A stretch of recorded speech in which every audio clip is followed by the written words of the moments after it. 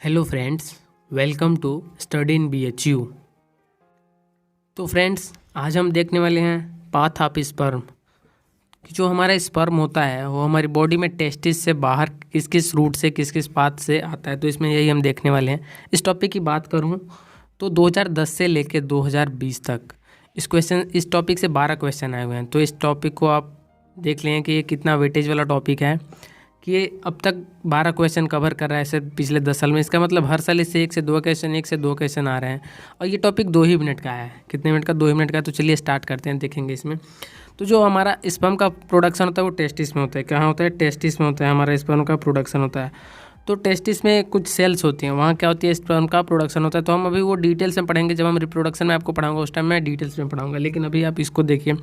तो सबसे पहले टेस्टिस में क्या होती है? सेमिनिफेरस ट्यूबुल्स में क्या होती है? स्पर्म का प्रोडक्शन होता है। किसके? सेमिनिफेरस ट्यूबुल्स में। अब ये सेमिनिफेरस ट्यूबुल्स क्या होती है? टेस्टिस में अंदर होती है। सेमिनिफेरस ट्यूबुल्स के बाद स्पर्म किस में आता है? रेटे टेस्टिस में।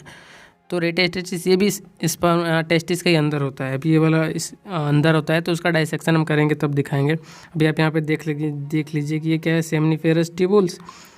और ये क्या है? रेटे टेस्टिस। ये क्या है? रेटे टेस्ट। आपने दोनों डायग्राम देख लिया। अब इसके बाद देखिए सेमिनिफेरस ट्यूबुल से क्या आता है? रेटे टेस्टिस। रेटे टेस्टिस से कहाँ स्पर्म आता है? वॉस एफ्रेंसिया। किस में आता है? वॉस एफ्रेंसिया। ये भी टेस्टिस में स्ट्रक्चर लोकेटेड होता है। उसके बाद कहाँ होता है? एपिडिडाइमिस। आप यहाँ देख रहे होंगे ये वाला स्ट्रक्चर एपिडिडाइमिस। इस वाले पोर्शन को क्या बोलते हैं? एपिडिडाइमिस। ये जो ऊपर वाला स्ट्रक्चर है ना, इसको क्या बोलते हैं? एपिडिडाइमिस। तो अब देखिए एपिडिडाइमिस से वॉस डिफरेंस में जाता है। वॉस डिफरेंस क्या है? ये जो व्हाइट कलर वाली ट्यूब है ना, ये वॉस डिफरेंस क्या है? ये वॉस डिफरेंस। उसके बाद कहाँ आता है? वॉस डिफरेंस में। वॉस डिफरेंस के बाद यूरेथ्रा। अब ये यूरिनरी ब्लैडर से लेके ये पेनिस तक ये जो पूरा स्ट्रक्चर होता है क्या उसको बोलते हैं? यूरेथ्रा बोलते हैं। अब यहाँ से लेके यहाँ तक के स्ट्रक्चर क्या बोलते हैं? यूरेथ्रा बोलते हैं। यूरेथ्रा के बाद यहाँ से क्या होता है? स्पर्म हमारा बाहर आ जाता है। क्या होता है? बाहर आता है। अब यहाँ पे देखिए क्वेश्चन। अब क्वेश्चन यही पूछ लेता है, इसमें ये आपको पूछ देगा कि सही सीक्वेंस में। आप ये सारे 4-5 को यहाँ से उठा लेगा, बोल देगा सीक्वेंस में अरेंज करिए कि स्पर्म कहाँ से कहाँ जाता है। सेमिनिफेरस ट्यूबुल से रेटे टेस्टिस, रेटे टेस्टिस से वॉस डिफरेंस है, वॉस डिफरेंस से एपिडिडाइमिस, एपिडिडाइमिस से वॉस डिफरेंस। इसी में किसी को इधर उधर कर देगा। या फिर अब दूसरे टाइप के क्वेश्चन देखिए, यहाँ से किसी एक को बीच से हटा देगा। मान लीजिए यहाँ से वॉस डिफरेंसिया को हटा दिया और पूछेगा कि अगर हम वॉस डिफरेंसिया को हटा देंगे तो स्पर्म कहाँ से कहाँ मूव नहीं कर पाएगा। तो अगर हम वॉस डिफरेंसिया को यहाँ से हटा देंगे तो स्पर्म टेस्टिस से वॉस एपिडिडाइमिस में नहीं जा पाएगा। क्या होगा? टेस्टिस से रेटे टेस्टिस से एपिडिडाइमिस मूवमेंट क्या होगा? नहीं हो पाएगा। ये दूसरे टाइप का क्वेश्चन हो गया। अब देखिए तीसरा क्वेश्चन क्या होता है। अब पूछता है मेल के केस में वैसेक्टोमी जो करते हैं, मेल में जो नसबंदी करते हैं, तो उसमें क्या करते हैं? तो ये जो वॉस डिफरेंस आप देख रहे हैं ना, ये वॉस डिफरेंस क्या करता है? टेस्टिस से ये लाने का काम करता है। ये क्या करता है? ये ट्यूब है जो लाने का काम करता है। तो इसमें क्या होता है? इसी वॉस डिफरेंस को कट करते हैं और लाइगेट कर देते हैं डॉक्टर। तो उसको क्या बोलते हैं? मेल की नसबंदी बोलते हैं। एक और क्वेश्चन पूछता है फीमेल के लिए। तो फीमेल का वो मैं जब पढ़ाऊंगा तब बताऊंगा। उसमें फेलोपियन ट्यूब को कट एंड लाइगेट करते हैं। हमने 3 क्वेश्चन बता दिया। अब देखिए, अब इसमें हम बात कर लेंगे ग्लैंड्स के बारे में। जब हम पढ़ रहे हैं इसको तो ग्लैंड्स के भी बारे में देखेंगे। तो जो हमारा रिप्रोडक्टिव सिस्टम उसमें 3 ग्लैंड होती हैं। पहला सेमिनल वेसाइकल, उसके बाद प्रोस्टेट, उसके बाद बल्बो यूरेथ्रल ग्लैंड। यहाँ पे देख रहे होंगे सेमिनल वेसाइकल, ये फिश की स्ट्रक्चर लाइक ग्लैंड होती है जो यूरिनरी ब्लैडर के पीछे होती है। किसकी होती है? मूत्र की जो थैली होती है उसके पीछे होती है। उसके बाद क्या होता है? Bulbo urethral gland. Bulbo urethral gland आप यहाँ पे देख रहे हैं, जो मटर के दाने बराबर दिख रहा है वो क्या है? Bulbo urethral. ये देखिए 2 जो स्ट्रक्चर दिख रहा है हरे कलर का, ये क्या है? Bulbo urethral. उसके ऊपर वाला ये क्या है? प्रोस्टेट। क्या है? प्रोस्टेट। अब यहाँ एक क्वेश्चन पूछता है कि कितनी ग्लैंड होती है? तो 3 ग्लैंड होती है। अब इसमें कौन पूछ लेता है कौन कौन से पेयर्ड है, कौन कौन से सिंगल है। तो याद रखिएगा सेमिनल वेसाइकल और बल्बो यूरेथ्रल ये क्या होती है? पेयर्ड होती हैं। क्या होती है? जोड़ी में होती हैं। अब कौन कौन सी होती हैं? सेमिनल वेसाइकल और बल्बो यूरेथ्रल। बल्बो यूरेथ्रल ये दोनों क्या होती हैं? पेयर होती हैं। पेयर्ड मतलब ये जोड़ी में होती हैं। और जो प्रोस्टेट होता है ना, प्रोस्टेट ग्लैंड, वो क्या होता है? सिंगल होता है। क्या होता है? सिंगल होता है। आजकल मेल के केस में कैंसर इसी ग्लैंड में देखने को मिला है, प्रोस्टेट कैंसर। मेल में सर्वाधिक कैंसर इसी ग्लैंड में देखने को मिल रहा है। क्या है? प्रोस्टेट कैंसर इसी में देखने को मिलता है।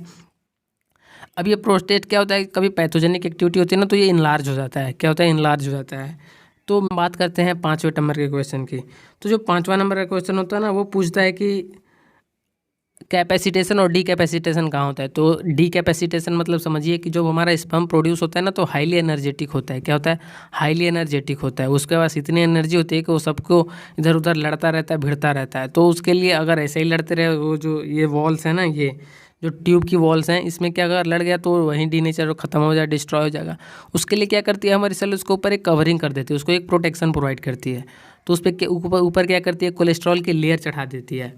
तो उस प्रोसेस को क्या बोलते हैं, डीकैपेसिटेशन। क्या होता है, डीकैपेसिटेशन। इससे क्या होता है, एनर्जी की मोटिलिटी थोड़ी कम हो जाती है और उसका प्रोटेक्शन का बच जाता है। जैसे हम मोबाइल खरीदते हैं तो उसके ऊपर क्या करते हैं, कवर लगा देते हैं। तो कवर क्या करता है, कहीं स्क्रैच आने से बचाता है, कहीं गिरने उड़ने पे टूटने से बचाता है। तो सेम वही होता है, जो हमारा स्पर्म होता है वो ना जो पैदा होता है तो काफ़ी एनर्जेटिक होता है, उसके ऊपर इसीलिए कोलेस्ट्रॉल की कवरिंग चढ़ाई जाती है। तो उसकी मोटिलिटी कम हो जाती है और उसकी एनर्जी कंजर्व रहती है, क्योंकि उसे फर्टिलाइजेशन करना है ना, तब तक उसे कंजर्व रखा जाता है।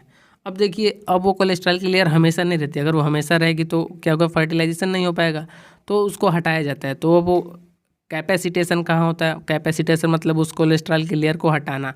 ये वाला दोनों क्वेश्चन पूछा हुआ है नीट में, 2017 में एक आया था, एक 2015 में आता है। एक डीकैपेसिटेशन और कैपेसिटेशन दोनों पूछा गया है। तो कैपेसिटेशन सर्विक्स में होता है। सर्विक्स क्या है, तो सर्विक्स फीमेल का रिप्रोडक्टिव पार्ट है। जब मैं फीमेल का रिप्रोडक्टिव पार्ट पढ़ाऊंगा तो आपको उसके बारे में बताऊंगा।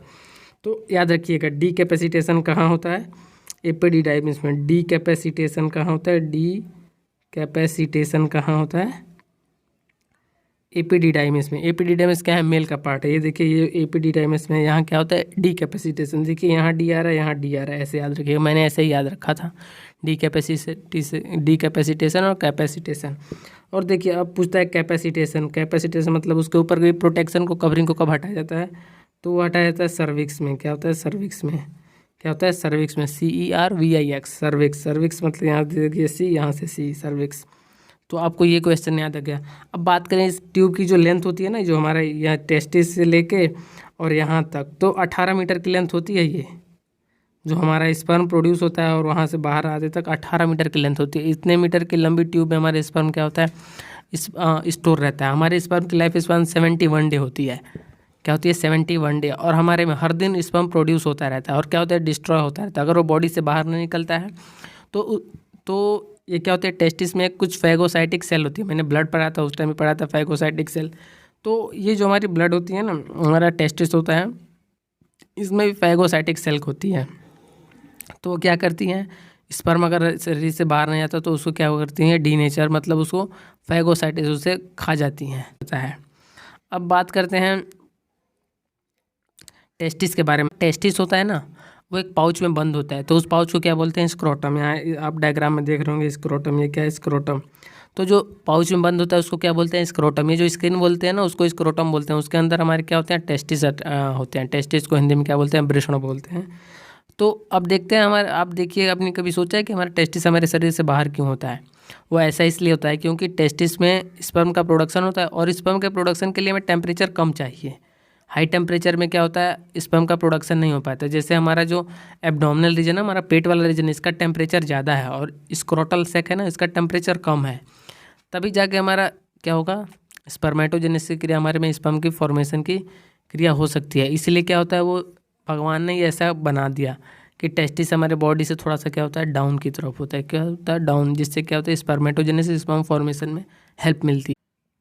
तो उम्मीद करता हूँ आपको वीडियो पसंद आई होगी। अगर वीडियो पसंद आई हो तो लाइक, शेयर एंड सब्सक्राइब। तब तक मिलते हैं अगले वीडियो में। जय हिंद, वंदे।